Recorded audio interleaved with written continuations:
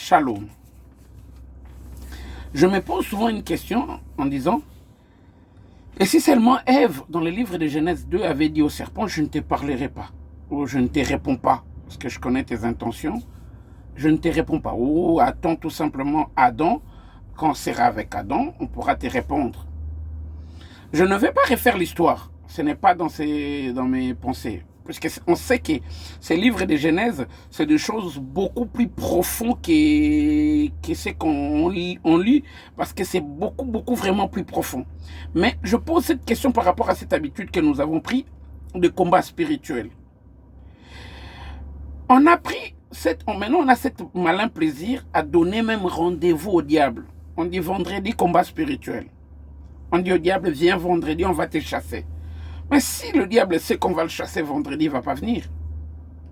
On lui dit combat spirituel, viens, on va se battre. Si vraiment le diable sait que ce jour-là, on m'appelle pour telle raison, il ne va pas se pointer. Le combat spirituel ne devait pas se passer comme ça. Comme Paul dit, tout athlète respecte des règles établies. Aujourd'hui, on regarde plus du côté du diable que l'amour de Dieu et cette profondeur de la révélation de l'amour incarné, de la sagesse divine, des choses profondes. Non, on ne regarde pas ça.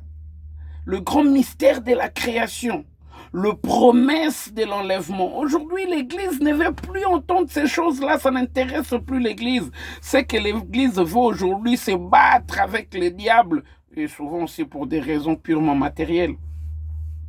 Et moi, je sais, dans le pays où je viens, une femme mariée ne se bat pas non plus n'importe quand, n'importe comment. Quand une femme qui est à la maison, au lieu d'apprendre comment faire plaisir à son mari, qu'est-ce que mon mari aime, qu'est-ce que mon mari mange, comment je peux prendre soin de ma famille. Et cette femme-là, il est tout le temps là en train de se battre, de crier.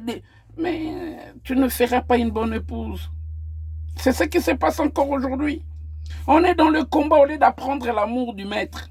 On est dans le combat au lieu de comprendre comment adorer notre Dieu. On est dans le combat au lieu d'apprendre comment faire plaisir à notre Dieu, de secrets, de choses qu'il nous a données. Aujourd'hui, moi, quand ça ne va pas, je donne l'exemple de Job. Job n'a pas chassé des démons, ça n'allait pas. Il est allé voir le promoteur du projet. Job savait où venait sa force. Donc quand ça n'allait pas avec Job, Job ne s'adressait pas aux démons.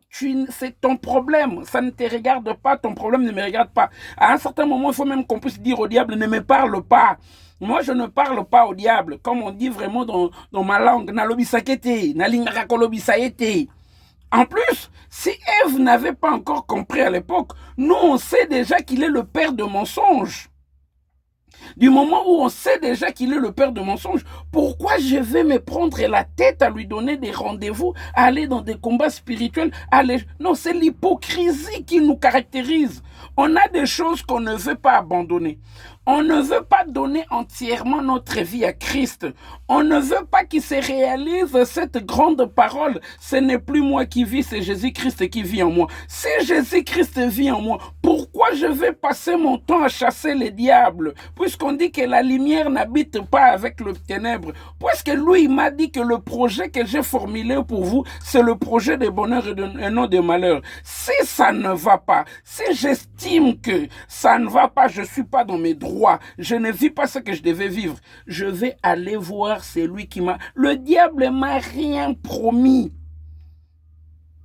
Je veux aller voir celui qui m'a engagé dans ces projets pour lui dire que ce que tu m'avais dit ne se réalise pas, comme cette femme que le prophète a donné un enfant.